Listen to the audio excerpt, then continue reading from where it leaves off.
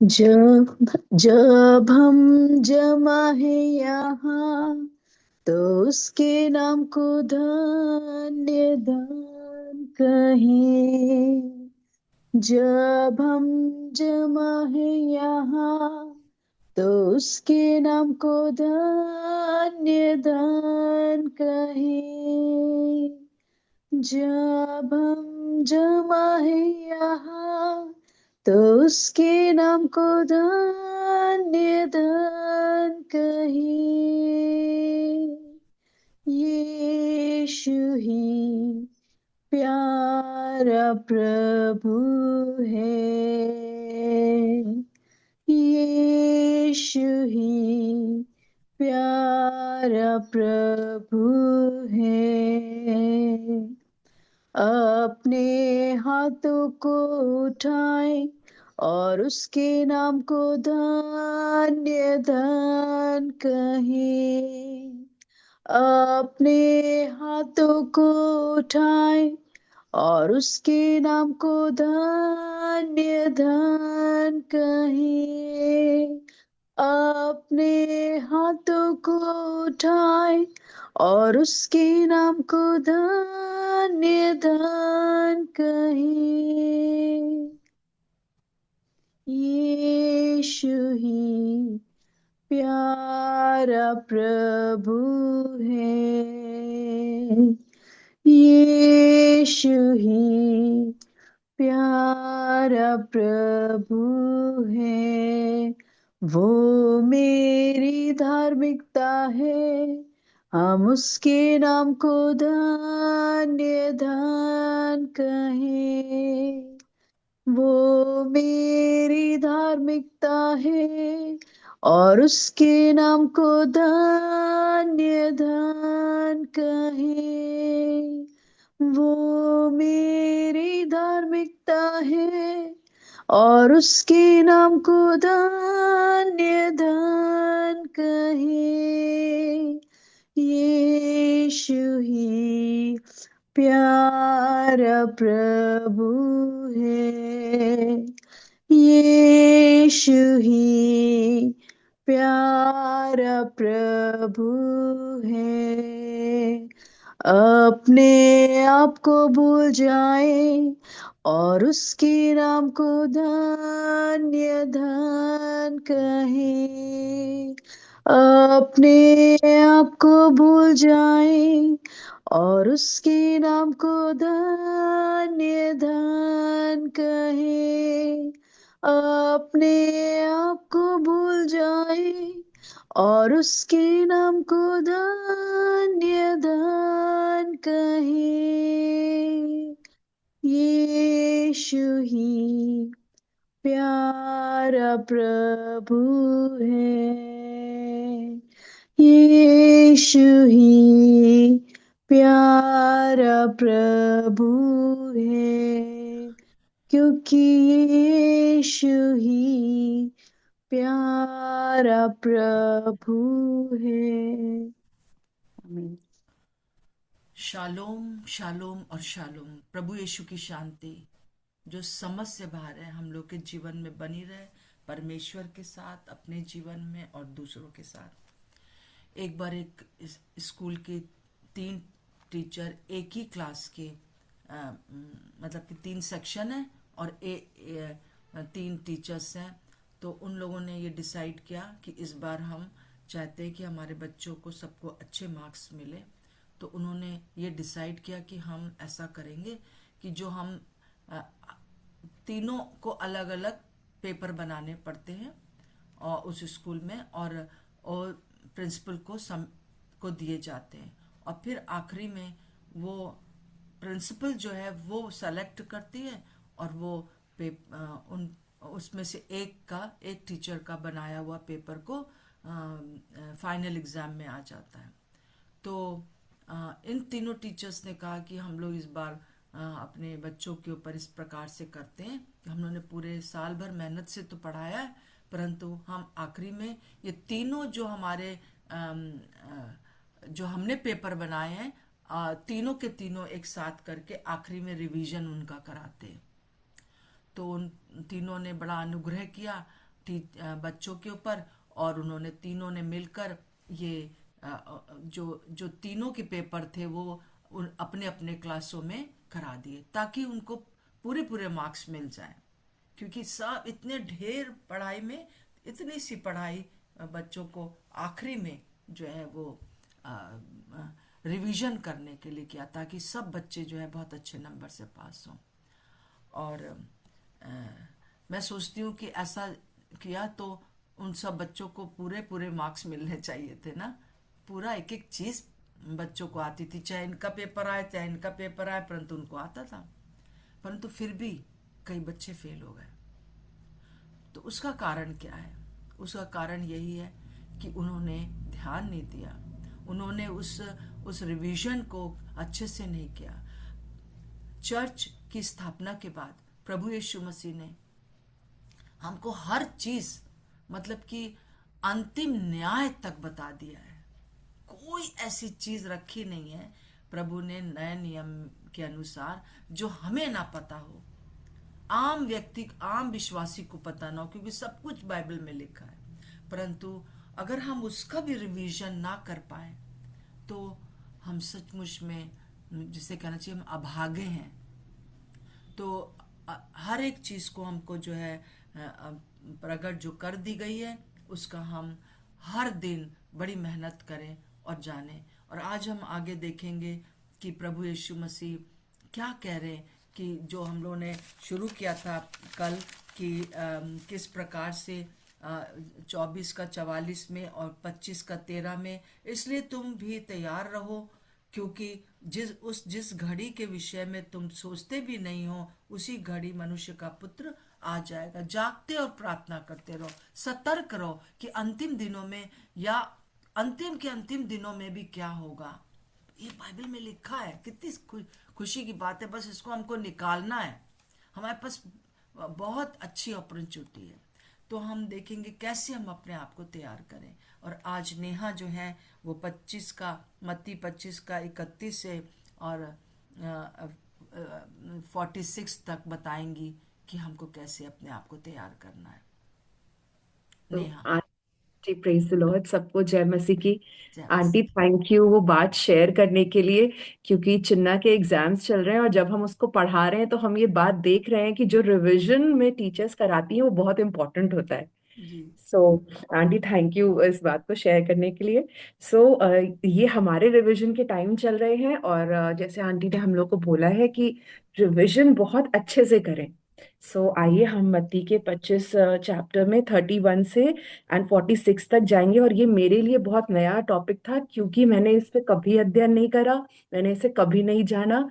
और बहुत कुछ मतलब जब हम बैठते हैं ना प्रभु के वचन के साथ, तो प्रभु बहुत सारी बातें सिखाते हैं, हम ढूंढते हैं और हम सीखते हैं। जो प्रभु ने सिखाया और जो हमने सीखा वो हम सब एक साथ हम लोग सीखेंगे। इसमें लिखा है न्याय का दिन, और 31 वर्स से 46 आयत तक हम इसको कवर करेंगे आज। और इसमें लिखा है, जब मनुष्य का पुत्र अपनी महिमा में आएगा और स्वर्गदूत उसके साथ आएंगे तो वह अपनी महिमा के सिंहासन पर विराजमान होगा। सबसे जो पहली वर्स है, और मैं इसको ढूंढ रही थी, इसमें डेक्स की बाइबल में लिखा है व्हेन, मतलब तब, जब, जब कब, कब मनुष्य का पुत्र अपनी महिमा में आएगा। हमने 24th चैप्टर में बहुत अच्छे से देखा था संकट और कलेश बिफोर रैप्चर। फिर हमने देखा था महासंकट का आरंभ, दैट इज आफ्टर रैप्चर, जब कलीसिया उठा ली गई। और उसके तुरंत बाद लिखा है मनुष्य के पुत्र का आगमन। ये उस समय के विषय में बात हो रही है जब मनुष्य का पुत्र आएगा। एंड ये जो हम पूरा आज पढ़ रहे हैं ये एक पैराबल नहीं है, ये यीशु मसीह बता रहे हैं कि अंत के अंत दिनों में क्या होगा या वो सीन कैसा होगा। और हम यहाँ पर इस बात को देख रहे हैं कि जब इसमें लिखा है कि जब मनुष्य का पुत्र आएगा, तो हम ये जान गए कि ये किस टाइमलाइन में है। ये आफ्टर रैप्चर के बाद महासंकट, आफ्टर रैप्चर जो संकट का समय ठीक ओवर हो जाएगा, उसके बाद जब यीशु मसीह स्वर्गदूतों के साथ आएंगे, और तब लिखा है कि वो न्याय करने के लिए आएंगे। और इस समय कौन है पृथ्वी पर? पृथ्वी पर वो सभी जातियों के लोग हैं, क्योंकि हम पढ़ने 32 वर्स में लिखा है, मत्ती 25 की 32 वर्स में लिखा है, और सब जातियां उसके सामने इकट्ठा की जाएंगी। और जैसे चरवाहा भेड़ों को बकरियों से अलग कर देता है, वैसे ही वह उन्हें एक दूसरे से अलग करेगा। सो हम यहाँ पर देख रहे हैं कब यीशु मसीह आएंगे? आफ्टर ट्रिब्यूलेशन आएंगे। और वो कौन कौन उसके सामने इकट्ठा की जाएंगी? सभी जाति के लोग। सो कलीसिया उठा ली गई है, सो जो पृथ्वी पे रह गए हैं, जिन्होंने आफ्टर ट्रिब्यूलेशन या संकट के समय यीशु मसीह को ग्रहण करा है, और उसके बाद जो रह गए, जो विश्वासी थे, वो उठा लिए गए, तब सब जाति उसके सामने इकट्ठा की जाएंगी। और हम यहाँ पर इस बात को देखते हैं कि यहाँ पर ये फाइनल जजमेंट नहीं है। तो ये जो समय है वो समय है सेपरेशन का। ये जो समय है वो सेपरेशन, ये समय, ये जो है यीशु मसीह के द्वारा जो है, वो यीशु मसीह इसमें जज है। सो प्रकाशित वाक्य में फाइनल जजमेंट है। अगर आप पढ़ना चाहें तो प्रकाशित वाक्य 20 में और उसके 11 से 15 में हम देखते हैं वो जजमेंट ऑफ द विकेड है, जो कि खुद यहावे खुद करेंगे, परमेश्वर पिता खुद करेंगे। लेकिन यहाँ पे जो हम पढ़ रहे हैं, मत्ती में जो हम 25 में 31 से 46 तक पढ़ रहे हैं, ये जजमेंट जो है, जो है वो सेपरेशन का जजमेंट है। और ये जो है सभी जातियों का जो पृथ्वी पर रह गई है आफ्टर रैप्चर, उनका जजमेंट है। और इसमें यीशु मसीह स्वयं जो है जज होकर, न्यायी होकर आ रहे हैं, और ये पृथ्वी पर है। राइट। और जो जो फाइनल जजमेंट होगा वो स्वर्ग में होगा, वो जो है पापियों का होगा। और मतलब इसमें और बहुत सी बातें, इसमें जो है अच्छाई को बुराई से अलग करा जा रहा है। ये बातें मेरे लिए नई थी और मैंने इसको सीखा कल, क्योंकि मुझे नहीं पता था। ये बात क्लैरिटी से यहाँ पर लिखी है, और इसी बात को हम और भी क्लैरिटी से देखते हैं। अगर आप मेरे साथ निकाल लें येजिकिएल की पुस्तक, उसका 34 चैप्टर, येजिकेल की पुस्तक, उसका 34 चैप्टर और उसकी 17वीं एंड 20th वर्स में इस प्रकार से लिखा है, मैं आपके सामने पढ़ रही हूं। हे मेरे झुंड, तुमसे परमेश्वर यहोवा यूं कहता है, देखो मैं भेड़ भेड़ के बीच और मेढ़ों और बकरों के बीच न्याय करता हूं। इस कारण परमेश्वर यहोवा उनमें से यूं कहता है, देखो मैं आप मोटी और दुबली भेड़ बकरियों के बीच न्याय करूंगा। ये वचन हमें फिर से यहाँ पर ले जाते, सब जातियां इकट्ठा होंगी, लेकिन उसमें से कौन प्रभु के राज्य के योग्य है, कौन प्रभु जिसको सेलेक्ट नहीं करेंगे, वो सेपरेशन का ये प्रभु यहाँ पे अधिकार परमेश्वर के पास है। हम आगे बढ़ते हैं 33 वर्स में। लेकिन 32 के लिए हम एक वचन और देखेंगे जो कि पाया जाता है मलाकी में। और मलाकी उसका 3 चैप्टर और उसकी 18वीं आयत में इस प्रकार से लिखा है, इसमें लिखा है, तो तब तुम फिर कर धर्मी और दुष्ट का भेद, अर्थात जो परमेश्वर की सेवा करता है और जो उसकी सेवा नहीं करता, उन दोनों का भेद पहचान सकोगे। ये मलाकी 3:18 हमें बताता है सिलेक्शन किस बेसिस पर होगा, कौन धर्मी होगा और कौन दुष्ट ठहरेगा। और यहाँ पर लिखा है कि जब जो परमेश्वर की सेवा करता है और जो सेवा उसकी सेवा नहीं करता।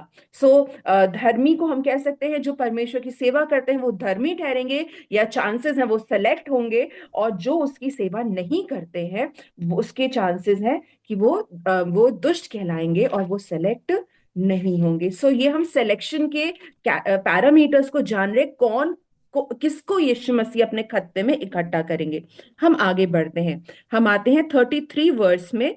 इसमें लिखा है, यीशु मसीह कह रहे हैं, वह भेड़ों को अपनी दाहिनी ओर और बकरियों को बाईं ओर खड़ा करेगा। दाहिनी का मतलब होता है राइट और बाईं का मतलब होता है लेफ्ट।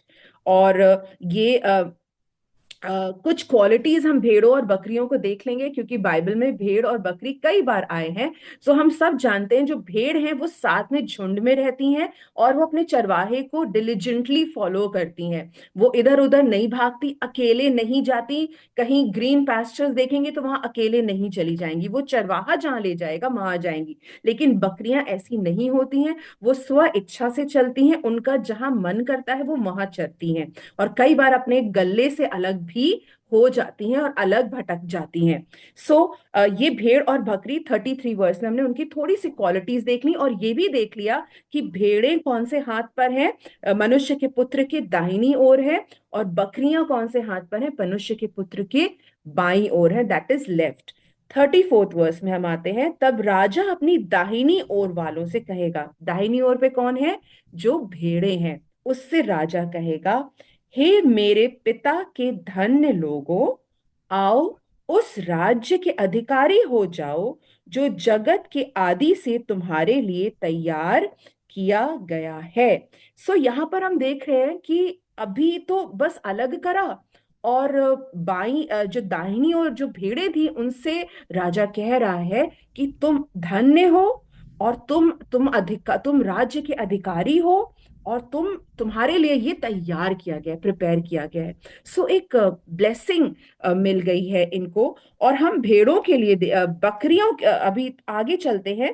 35 वर्स में रीजन भी दिया जा रहा है कि क्यों क्यों ये सिलेक्शन हुआ, क्यों उनको राजा धन्य कह रहा है, क्यों उनको कह रहा है कि तुम इस राज्य के अधिकारी हो। ये इतना ब्लेसिंग और इतना एकदम से जो प्रभु ने उनको आशीष दी, क्यों दिया उनको, ऐसे क्यों बोला कि तुम आ जाओ, भेड़े तुम आ जाओ। 35 में रीजन है, क्योंकि मैं भूखा था, तुमने मुझे खाने को दिया, मैं प्यासा था, तुमने मुझे पानी पिलाया, मैं परदेसी था, तुमने मुझे अपने घर में ठहराया, मैं नंगा था, तुमने मुझे कपड़े पहनाए, मैं बीमार था, तुमने मेरी सुधि ली, मैं बंदी गृह में था और तुम मुझसे मिलने आए। ऑल टुगेदर यहाँ पे 6 बातों को जजमेंट क्राइटेरिया में रखा गया है। सेम पैरामीटर्स हैं। अभी हम जब बकरियों के विषय में पढ़ेंगे तो उनके लिए भी जो राजा है, जो मनुष्य का पुत्र है, वो ठीक यही स्टेटमेंट्स देगा। तो 6 बातों पे उनको बोला गया कि मैं भूखा था, मुझे खाना, प्यास लगी, तुमने पानी दिया, मुझे घर में ठहराया, कपड़े पहनाए, सुधि ली, मिलने को आए। और तब जो है धर्मी लोग जो है जो धर्मी कहला रहे हैं, क्योंकि वो स्वर्ग के राज के अधिकारी हो गए हैं, तो वहां पे वो कहते हैं 37th वर्स में, तब धर्मी उसको उत्तर देंगे, हे प्रभु, हमने कब तुझे भूखा देखा और खिलाया, प्यासा देखा पानी पिलाया, हमने कब तुझे परदेसी देखा अपने घर में ठहराया। बहुत इंपॉर्टेंट बात है वो ये है, यहाँ पे 35 से 36 में मनुष्य का पुत्र कह रहा है, मैं भूखा था, मैं भूखा था, मतलब मनुष्य का पुत्र कह रहा है तुमने मेरे लिए किया, मुझे पानी पिलाया, मुझे घर में ठहराया, मुझे कपड़े पहनाए। तो धर्मी लोग कह रहे हैं, प्रभु हमने तो आपको देखा ही नहीं, हमने कब आपके साथ ऐसा कर दिया। तो उसके बाद 38 में भी वो कहते हैं, हम कब तुझे परदेसी देखा अपने घर में ठहराया, या नंगा देखा और कपड़े पहनाए, हमने कब तुझे बीमार या बंदी गृह में देखा और तुझसे मिलने आए। सो यहाँ पे मैं और तुझे, मतलब ये परमेश्वर का पुत्र कह रहा है कि मेरे साथ तुमने किया है, और वो कह रहे हैं हमने कब आपके साथ किया है। 40th वर्स में परमेश्वर उनको कहते हैं कि किस बेसिस पे उनको सेलेक्ट करा गया है।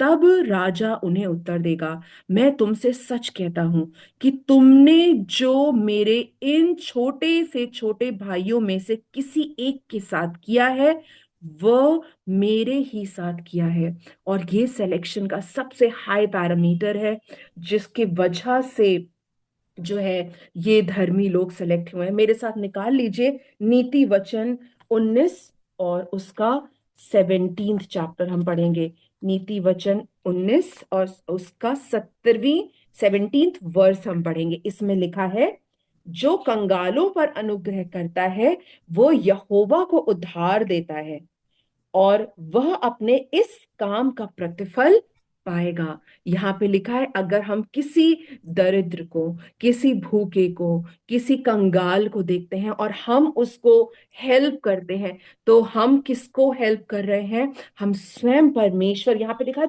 हम परमेश्वर को उधार देते हैं। क्या हम प्रभु को उधार दे सकते हैं? नहीं। बट इस तरीके से मनुष्य जो प्रभु की उत्तम सृष्टि है, जब हम उनके साथ जब उत्तम कार्य करते हैं, तो जो है अच्छा कार्य करते हैं, तो यहाँ पर हम प्रतिफल पाते हैं। एक बात को मैं यहाँ पे क्लैरिटी से बोलना चाहती हूँ। ये जो मनुष्यों का यहाँ पर जजमेंट हो रहा है या उनका सेपरेशन हो रहा है, सो स्टडी बाइबल इस बात को बताती है कि ये इजराइलियों के साथ जो हमारा व्यवहार है, ये उनके विषय में हो रहा है कि लोगों ने इजराइलियों के साथ कैसा व्यवहार किया है, उसके बेसिस पे जो है उनका सिलेक्शन हो रहा है। मतलब छोटे से छोटे इजरायली के साथ जो परमेश्वर के चुने हुए लोग हैं, जो परमेश्वर के कहलाते हैं, जो परमेश्वर के कवनेंट बेबी बच्चे हैं, उनके साथ जब करा है, जब आपने हाउ हमने कैसे डील किया है, उसके बेसिस पे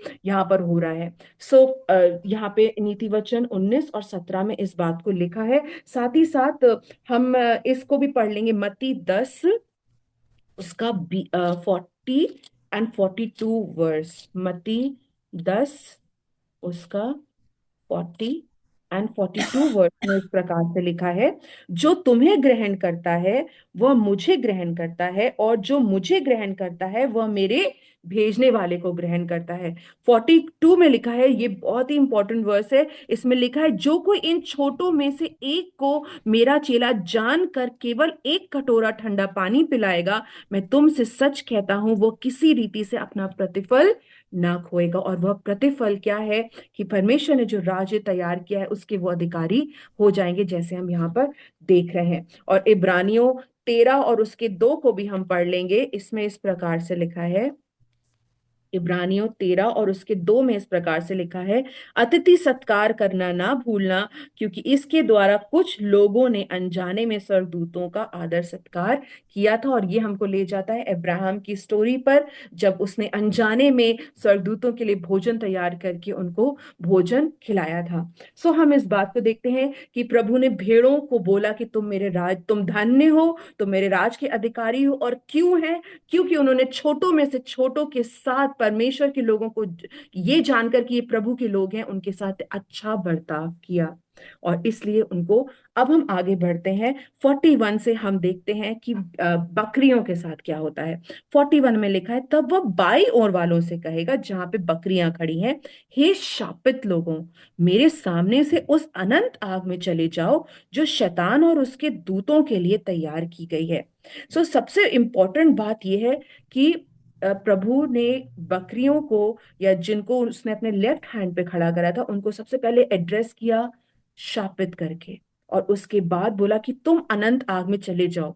यहां पर इस बात को बोलना चाहती हूँ कि अनंत आग प्रभु ने किसी भी मनुष्य के लिए नहीं बनाई है, वो शैतान के लिए और उसके दूतों के लिए तैयार करी गई है। ये बात अगर हम इसको देखना चाहें, प्रकाशित वाक्य 20 और उसका 10 वर्ष इस बात को बताता है। प्रकाशित वाक्य 20 और उसकी 10वीं आयत बताती है, उनका भरमाने वाला शैतान आग और गंधक की उस झील में, जिसमें वह पशु और झूठा भविष्यद्वक्ता भी होगा, डाल दिया जाएगा, और वे रात दिन युगान युग पीड़ा में तड़पते रहेंगे। ये आग और गंधक की झील जो है वो शैतान के लिए और उसके एंजल्स के लिए बनाई गई है। लेकिन यहाँ पर हम देख रहे हैं न्याय के दिन में कुछ लोग भी बकरियों के जो समान हैं, वह भी जो अपनी मर्जी के अनुसार चल रहे हैं, वह भी उसके अधिक उसके उसमें जाएंगे। यहाँ पे मनुष्य का पुत्र इस बात को कह रहा है। 42 वर्स में लिखा है, क्योंकि कंपैरिजन सेम है। यहाँ पर लिखा है, मैं भूखा था, तुमने मुझे खाने को नहीं दिया, प्यासा था, तुमने मुझे पानी नहीं पिलाया, परदेसी था, तुमने मुझे अपने घर में नहीं ठहराया, नंगा था, तुमने मुझे कपड़े नहीं पहनाए, बीमार था, बंदी गृह में था, तुमने मेरी सुधि नहीं ली। और फिर ये सारे लोग कहते हैं कि तब वे उत्तर देंगे जिनको प्रभु ने बकरियों के समान कंपेयर किया है, हे प्रभु, हमने तुझे कब भूखा, प्यासा, परदेसी, नंगा, बीमार, बंदी गृह में देखा और तेरी सेवा टहल ना करी। और मैं इसको सोच रही थी कि अगर वो प्रभु को देखते तो शायद वो कर लेते, लेकिन वो यहाँ पर यह है कि हमने तुझे प्रभु कब देखा, वो पूछ रहे हैं। और 45 में प्रभु उनको रिजेक्शन का आंसर देते हैं कि क्यों तुम सेलेक्ट नहीं हुए। तब वह उन्हें उत्तर देगा, मैं तुमसे सच कहता हूँ, तुमने जो इन छोटों से छोटों में से किसी एक के साथ नहीं किया, वह मेरे साथ भी नहीं किया। इसको हम पढ़ेंगे नीति वचन 14 और उसकी 31 वर्स में इस प्रकार से लिखा है। नीति वचन 14 और उसकी 31 वर्स में इस प्रकार से लिखा है, जो कंगाल पर अंधेर करता वह उसके कर्ता की निंदा करता, परंतु जो दरिद्र पर अनुग्रह करता वह उसकी महिमा करता है। यहाँ पे इसी के नीति वचन के अगर हम 17 में और 5 में आ जाएं, इसमें इस प्रकार से लिखा है, जो निर्धन को ठट्टों में उड़ाता है वह उसके कर्ता की निंदा करता है, और जो किसी विपत्ति पर हंसता है वह निर्दोष नहीं ठहरेगा।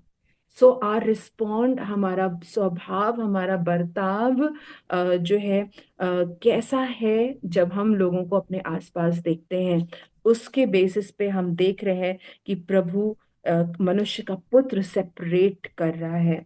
हम आगे जाते हैं 46 वर्स में, और यहाँ पर लिखा है, और ये अनंत दंड भोगेंगे परंतु धर्मी अनंत जीवन में प्रवेश करेंगे। ये इस पैसेज की लास्ट वर्स है, और यहाँ पे लिखा है ये अनंत दंड भोगेंगे, मतलब वह लोग जिन्होंने छोटों में से छोटों के साथ अच्छा बर्ताव नहीं किया, वो अनंत दंड भोगेंगे, धर्मी जीवन में प्रवेश करेंगे। और धर्मियों ने जीवन में प्रवेश कैसे कर लिया है, इसके लिए निकाल लें पहला यूहन्ना 5 उसकी 11th and 12th वर्स। पहला यूहन्ना 5 उसकी 11th and 12th वर्स में इस प्रकार से लिखा है, और वह गवाही ये है कि परमेश्वर ने हमें अनंत जीवन दिया है, और यह जीवन उसके पुत्र में है। जिसके पास पुत्र है उसके पास जीवन है, और जिसके पास परमेश्वर का पुत्र नहीं उसके पास जीवन भी नहीं। अनंत जीवन में वो प्रवेश कर पाए जिसके पास पुत्र है, और जिसके पास यीशु मसीह है, वह यीशु मसीह के समान ही कंपैशनेट हार्ट से, दयालु हृदय से लोगों की सहायता करते हुए, अपलिफ्ट करते हुए जो है अपना जीवन इस पृथ्वी पर बिताएगा, और वह जो है परमेश्वर के अनंत राज्य का अधिकारी होगा। हम प्रभु को धन्यवाद देंगे इस सुंदर वचन के लिए जो हम देख पाए हैं, और ये हमारे रिवीजन का टाइम है, और हम सीख पाए हैं कि प्रभु किस प्रकार से भेड़ों को बकरियों से अलग करेंगे और किस प्रकार से उनका न्याय करेंगे। मैं प्रभु का धन्यवाद देती हूँ। आंटी, आगे का समय आपको। थैंक यू नेहा, आपने बहुत अच्छे से लिया सचमुच में।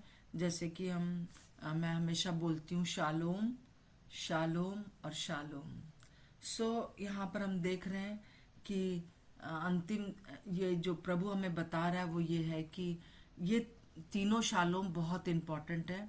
और जैसे कि हम पहले 25 के पहले वाले पैराबल में देखते हैं 10 कुंवारियों का, कि वो प्रभु के साथ शालोम हो रहा है ना, जानते हैं उसको।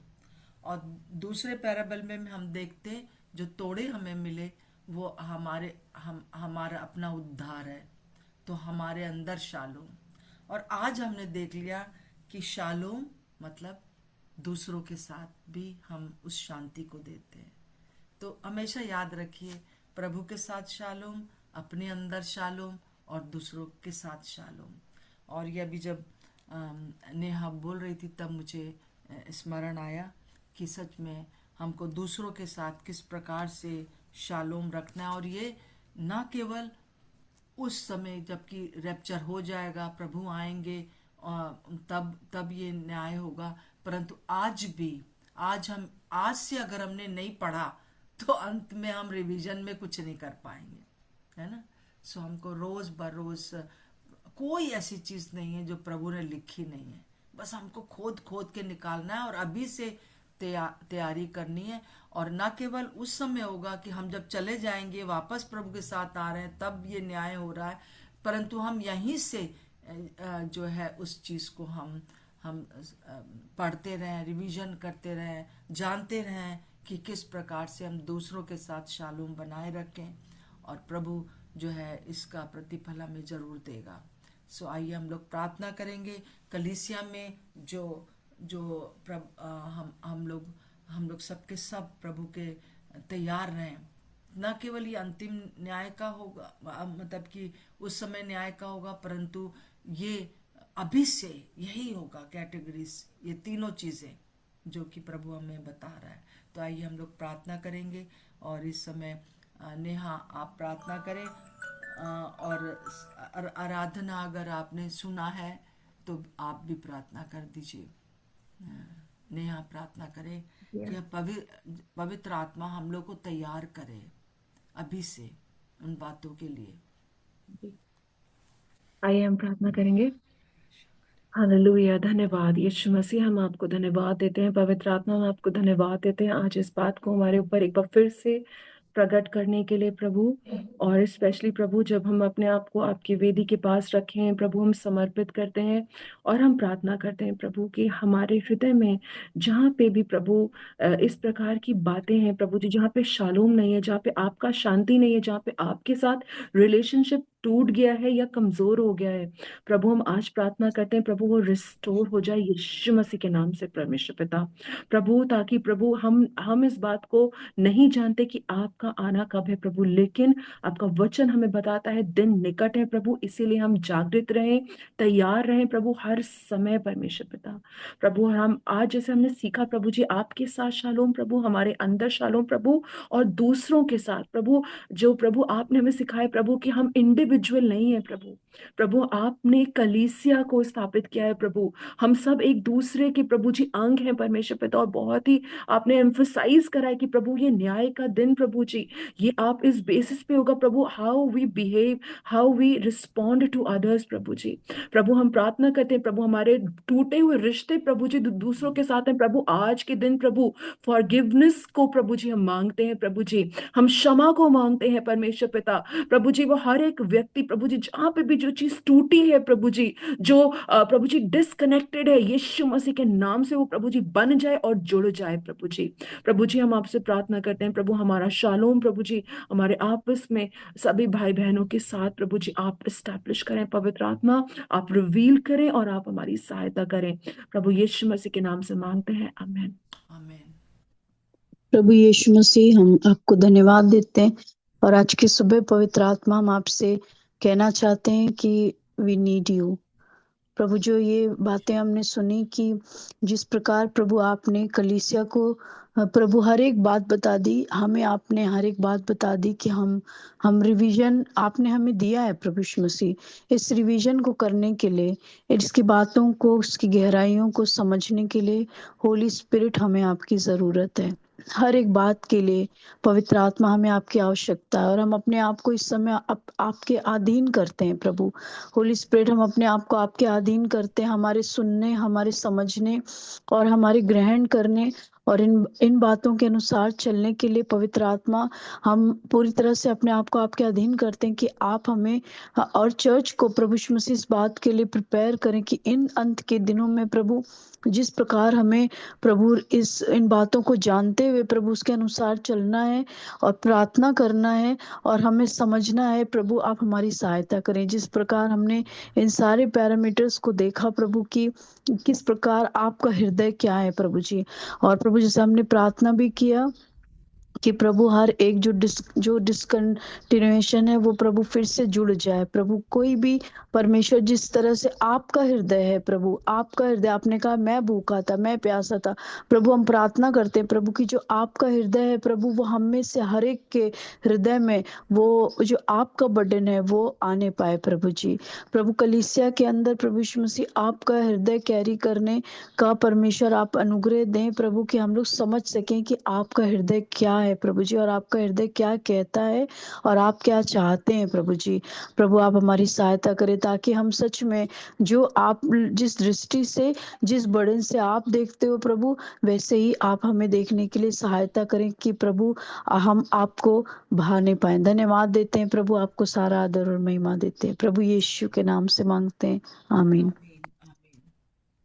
प्रभु आपका धन्यवाद हो हर बात के लिए। जितने भी यहाँ पे लोग इकट्ठा हैं प्रभु जी, हम सचमुच में इन अंतिम दिनों में रिवाइज करने के उस पर हैं। हमको हमको रिवाइज कर सकें हम लोग और ज़्यादा एग्ज़ाम के, जैसे अभी आज ही सुबह होने वाले हैं और हम सुबह सुबह उठकर अपने बच्चों को रटाते हैं, ये करते हैं प्रभु जी, उस प्रकार से हम उन बातों को जो इम्पोर्टेंट है उनको ले लें और उसमें जिएं प्रभु जी, ताकि प्रभु जी हम उस परीक्षा में हम किसी भी प्रकार से फंसने ना पाए, परंतु हम उस परीक्षा से पास हो सके, पार हो सके। आपका धन्यवाद हो। हर एक बीमारी, हर एक प्रकार की दुष्ट आत्माओं का प्रभाव परिवारों में से निकलकर यीशु के नाम से दूर हो जाए। अगर कोई भी प्रकार से कोई भी यूट्रस में जो गांठ है वो सब यीशु के नाम से दूर हो जाए।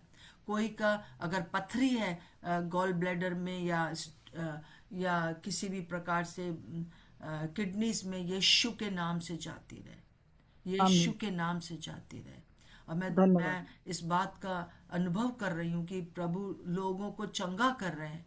हर एक प्रकार की पुरानी यादें जो कि आके सताती हैं सपनों में कि तुमने ये किया, तुमने वो किया, सब यीशु के नाम से दूर हो जाए। अगर आपके शरीर के साथ कुछ भी ऐसा हुआ जिससे कि आज भी आप जो है बहुत दुखी हो जाते हैं कि मैं जब छोटा था, छोटी थी, मेरे साथ ये हुआ, यीशु के नाम से वो चीजें हट जाएं, क्योंकि अब आपका शरीर पवित्र आत्मा का मंदिर है। हालेलुया।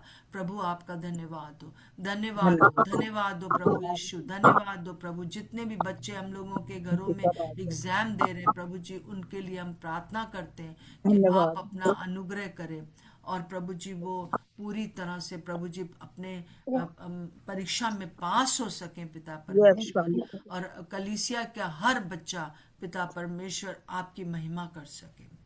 यीशु के नाम से मांगते हैं, आमीन। सो सबको जय मसीह की।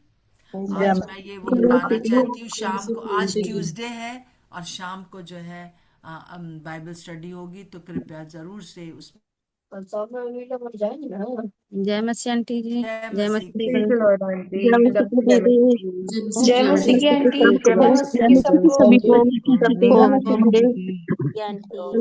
सबको बहुत आशीष शालोम करें। शालोम और शालोम आप लोग को सबको। जय मसीह की